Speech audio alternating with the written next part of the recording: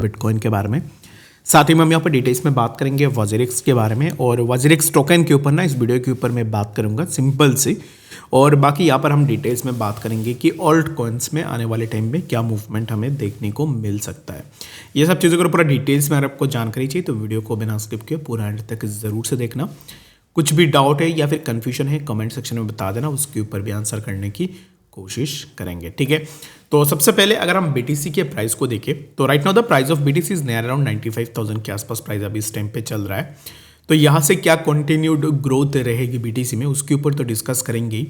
उससे पहले ना एक चीज़ मैं आप सबसे अगर यहाँ पे डिस्कस भी करूँ तो वज़ीरिक्स का जो नेटिव टोकन था WRX, उसके ऊपर मैंने मॉर्निंग में भी बात की थी कि कैसे करके लोगों के साथ यहाँ पर स्कैम हुआ है, काइंड ऑफ आप स्कैम भी बोल सकते हो। ऊपर से जब बाइनेंस ने WRX टोकन को लिस्ट किया था 1 वीक के अगो, बाइनेंस ने उसको डिलिस्ट भी कर दिया था। आई होप कि आप में से सभी लोगों को पता होगा। डिलिस्ट का मतलब गाइज यही होता है कि किसी एक्सचेंज पे अगर कॉइन है तो उस कॉइन को उस पर्टिकुलर एक्सचेंज से हटाया जाता है, ठीक है। तो बस उसी को ही डिलिस्ट बोला जाता है। तो वज़ीरिक्स टोकन को जब बाइनेंस ने डिलिस्ट किया, डिलिस्ट करने के बाद प्राइस में बहुत ज़्यादा फॉल हमें देखने को मिली। अभी करंटली जो मार्केट कैप है ना, तो मार्केट कैप अभी इस टाइम पे वज़ीरिक्स के नियर अराउंड 5.9 मिलियन के आसपास पकड़ लो कि यहाँ पर 5.8 मिलियन के आसपास मार्केट कैप अभी इस टाइम पे वज़ीरिक्स टोकन का है, ठीक है। लेकिन जब ये बाइनेंस एक्सचेंज पे था, जब इसका यहाँ पर बहुत अच्छा खासा चल रहा था, जब लोगों के ट्रस्ट थे WRX टोकन के ऊपर, उस टाइम पे इस पर्टिकुलर टोकन का जो मार्केट कैप था वो 1 बिलियन के आसपास हमें देखने को मिल रहा था, ठीक है। 1 बिलियन के आसपास मार्केट कैप, समझ रहे हो कि कितनी बड़ी प्रोजेक्ट है। 1 बिलियन के आसपास मार्केट कैप अगर होगी ना किसी भी कॉइन की तो उसमें बहुत बड़ी बात होती है। अभी इस टाइम पे 1 बिलियन से डायरेक्ट 5.8 से लेकर 5.9 मिलियन के बीच में इस टाइम पे WRX टोकन का मार्केट कैप चल रहा है, ठीक है। तो यहाँ पर ना बहुत सारे लोगों के मन में ये क्वेश्चन रहेगी कि WRX टोकन को बाई कर सकते या नहीं। तो मैं जितना हो सके ना यहाँ पर लोगों को यही रेकमेंड करूँगा। लाइक देखो, अभी जैसे मैंने आप लोगों को लाइव एग्जांपल दिया था कि मेरा 20,000 रुपीज़ अभी इस टाइम पे नियर अराउंड 500 से लेके 800 के बीच में यहाँ पे कुछ रहेंगे, ठीक है। और अगर आपको यहाँ से लेसन नहीं मिलती है, लोग अगर लाइव पैसे खो रहे WRX टोकन के ऊपर, तो it doesn't make any sense कि आप जाके किसी यहाँ पर ना हारता हुआ घोड़े पे आप पैसे लगा दो, ठीक है। तो ऐसे पैसे लगा के आपका भी लॉस होगी। बाकी मैं अपना ओपिनियन आपको बता रहा हूँ कि मेरे हिसाब से तो मैं अगर अपने किसी क्लोज फ्रेंड को भी रेकमेंड करूँ WRX टोकन पे अब इस टाइम पे पैसे लगाना है या नहीं, तो मैं तो पर्सनली उसको मना ही करूँगा कि मत लगा भाई, ठीक है।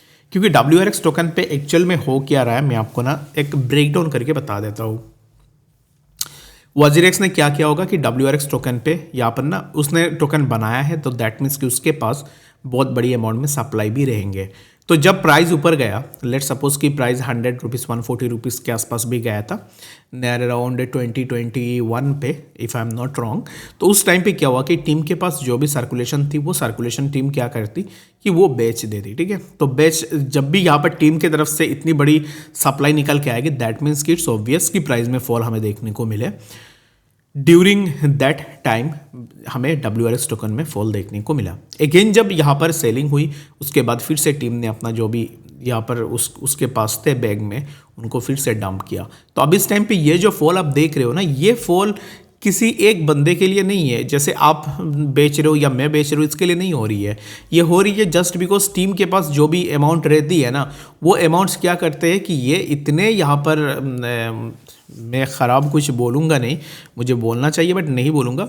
ये क्या करते हैं कि ना कि जो भी उनके पास रहता है वो बेच देते हैं टॉप में जाने के बाद, ताकि जो रिटेल इन्वेस्टर है वो फंसे रहे, ठीक है। अगर प्रोजेक्ट का कुछ अच्छा खासा काम होता, प्रोजेक्ट स्ट्रॉन्ग होता, तो इन दैट केस मैं बिलीव कर लेता कि चलो ठीक है, अगर नीचे आई है तो वहाँ से वापस ऊपर भी जाएगी। तो वज़ीरिक्स टीम अभी इस टाइम पे क्या कर रही है कि इसको बाईबैक भी नहीं कर रही है, इसको पुश करने की कोशिश भी नहीं कर रही है।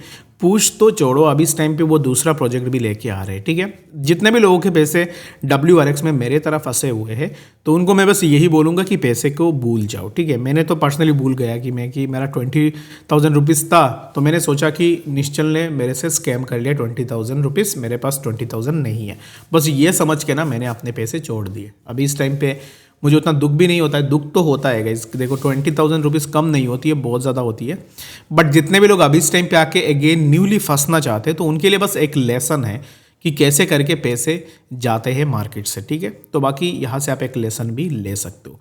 और अभी इस टाइम पे मैंने देखा है कि कुछ ऐसे लोग हैं जिनके 1 lakh 1.5 lakh, to be honestly मैं बता रहा हूँ, बहुत सारे लोगों को ट्रस्ट नहीं होगी। बहुत सारे ऐसे भी लोग हैं जिनके 1 लाख के अबाव वजीरेक्स में इन्वेस्टमेंट है, सिर्फ वजीरेक्स टोकन पे ही, ठीक है।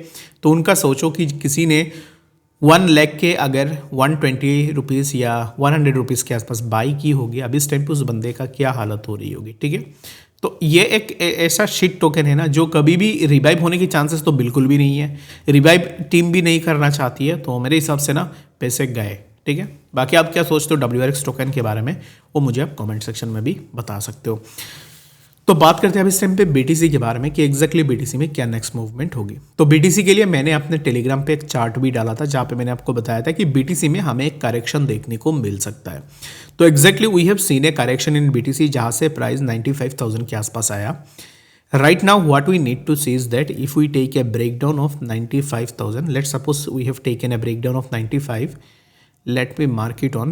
If we break this zone 95,000, then what we can expect is that यहाँ से प्राइस हमें डायरेक्ट नीचे देखने को मिले, which will be near around 92,000, और 92,000 यहाँ पे एक अच्छा खासा बाइंग BTC के लिए बन सकती है, ठीक है।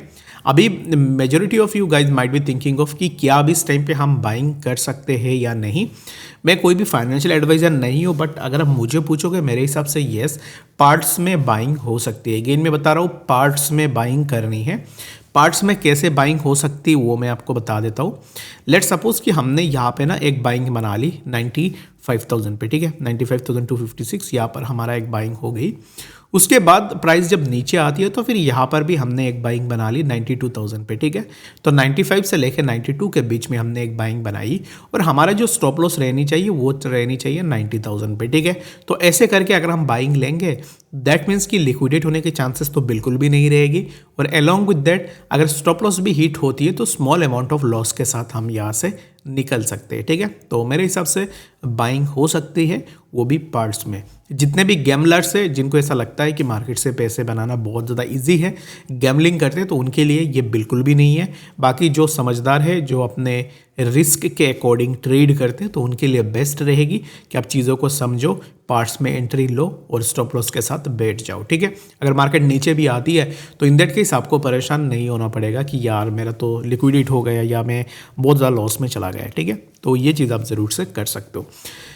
BTC के लिए शॉर्टर टाइम फ्रेम के लिए अब इस टाइम पे क्यों मार्केट में यहाँ पर ना फॉल हुई है, क्यों एग्जैक्टली ये चीज़ें हो रही है, इसके पीछे रीज़न गाइस बस यही है कि अभी इस टाइम पे क्या हुआ है कि कल क्रिसमस था, उसके बाद से अभी यहाँ पर अभी भी हॉलीडे चल रहा है, न्यू ईयर भी आ रहा है। तो ये कुछ रीजंस है जिसके कारण मार्केट में हमें ज़्यादातर मोमेंटम देखने को नहीं मिला है, और मेरे हिसाब से न्यू ईयर तक मार्केट एक साइडवेज में कंसोलिडेट करेगी। बिफोर द न्यू ईयर आप ये एक्सपेक्टेशन नहीं लगा सकते हो कि मार्केट में बहुत ज़्यादा मूवमेंट हो जाए। मैं तो यही एक्सपेक्ट कर रहा हूँ कि न्यू ईयर पे मार्केट एक साइडवेज में रहे और साइडवेज के बाद हमें एक अच्छा खासा मूवमेंट मार्केट में देखने को मिल जाए। आई होप कि बातें समझ में आई होगी। कुछ भी डाउट है या फिर कन्फ्यूजन है कमेंट सेक्शन में बता सकते हो। मिलते हैं ऐसे जनरेटिव अपडेट्स के साथ, तब तक के लिए गुड बाय।